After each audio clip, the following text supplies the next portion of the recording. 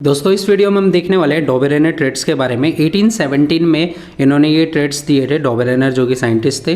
तो चलिए देखते हैं किस तरह से इन्होंने अपने एलिमेंट्स को, जो उस टाइम पे नोन एलिमेंट्स थे, किस तरह से एक टेबल में अरेंज किया। तो डॉबेरेनर ने एलिमेंट्स को अरेंज करने के लिए the Dobereiner triads are groups of 3 elements arrange in a such a way that atomic masses of the middle element is almost the average mass of the other two. मतलब पहले वाले element का मास और तीसरे वाले एलिमेंट का मास का अगर हम एवरेज निकालते हैं तो वो बीच वाले मिडिल एलिमेंट के मास के बिल्कुल इक्वल आता है। तो चलिए समझते हैं इस चीज़ को एग्जांपल के थ्रू।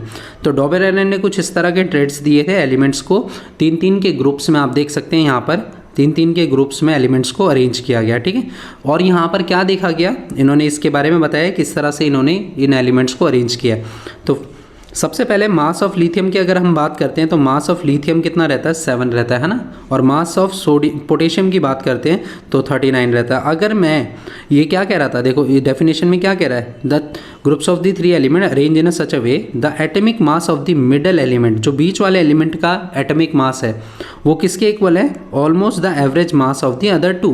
मतलब बाकी के जो 2 एलिमेंट बच गए इनके एवरेज मास के। तो हमें लिथियम और पोटेशियम का अगर हम एवरेज मास निकालते हैं तो वो नियरली या एग्जैक्टली किसके इक्वल आएगा, सोडियम के इक्वल आएगा। तो चलिए देखते हैं इन दोनों का एवरेज मास निकालते हैं, लिथियम और पोटेशियम का।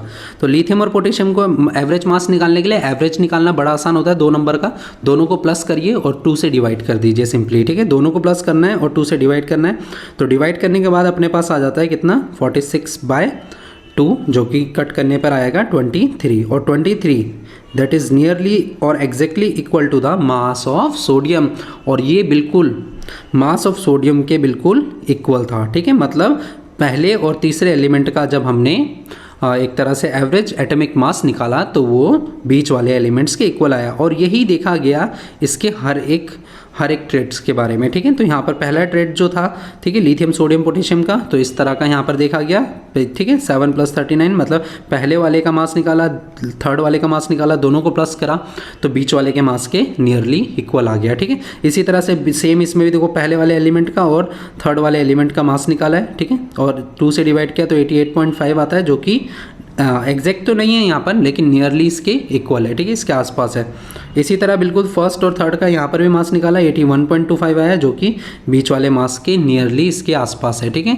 एग्जैक्टली नहीं है यहाँ पर, लेकिन कभी तो देखा गया कि एकदम एग्जैक्ट भी आ रहा था और कभी कभार उसके आसपास की भी वैल्यू दे रहा था, ठीक है। तो इस तरह से डॉबेरेनर ने अपने ट्रेड्स बनाए, ठीक है। कुछ लिमिटेशंस थे इसकी, समझते हैं लिमिटेशंस ऑफ डॉबेरेनर ट्रेड्स की, कहाँ तक इसकी कमियाँ थी, इस मॉडल में क्या कमियाँ देखी गई और कहाँ तक ये एप्लीकेबल था।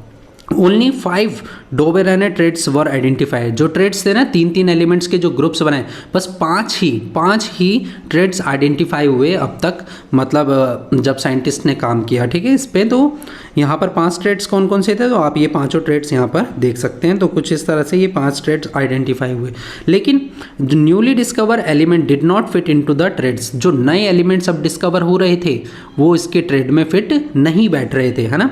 Even several known element did not fit into any of the triads. मतलब जो उस टाइम पर नोन एलिमेंट्स थे, इतने सारे एलिमेंट्स जो नोन थे, वो सारे ट्रेड्स के अंदर फॉलो, मतलब इस पैटर्न को फॉलो नहीं कर पा रहे थे, ठीक है। तो इस तरह से एलिमेंट्स को अरेंज किया गया डॉबेरेनर द्वारा, ठीक है। तो यहाँ पर काफ़ी अच्छा वैसे इनिशिएटिव था, किसी साइंटिस्ट ने सोचा कि हाँ एलिमेंट्स को अरेंज किया जा सकता है कुछ इस तरह से, ठीक है। उन्होंने 2 चीज़ों का यूज़ किया, एक तो उन्होंने मासेस का यूज़ किया, इंक्रीजिंग ऑर्डर में लगाया एटॉमिक मासेस को, जैसे कि अभी हमने पीछे देखा था, ठीक है। यहाँ पर देखिए मास की अगर बात करते हैं तो लिथियम का मास कितना है, 7 है, ठीक है। सोडियम का मास कितना है, 23 है, एंड पोटेशियम का मास 39 है। तो एटॉमिक मासेस के इंक्रीजिंग ऑर्डर में लगाया, देखिए, है ना। तो इस तरह से एलिमेंट्स को अरेंज किया गया। और यहाँ पर भी देखा गया कि एलिमेंट्स जो थे वो उनके ऑर्डर के हिसाब से लगे हुए थे, कम मास वाला, फिर ज़्यादा मास वाला, फिर उससे ज़्यादा मास वाला, ठीक है। हर एक में यही सेम ऑर्डर देखा गया। और साथ ही साथ बस एक कमी यही थी कि यार और नए जो एलिमेंट आ रहे थे वो उसके टेबल में एडजस्ट नहीं हो पा रहे थे, ठीक है। तो यहाँ पर इनिशिएटर था एक तरह से डॉबेरेनर ने सबसे पहले एलिमेंट्स को सोचा कि हाँ एलिमेंट्स को क्लासीफाई भी किया जा सकता है। दोस्तों अगर आपको ये वीडियो अच्छा लगा, चैनल को सब्सक्राइब करें, बेल आइकन का बटन दबाएं और इसे अपने दोस्तों के साथ भी शेयर करें।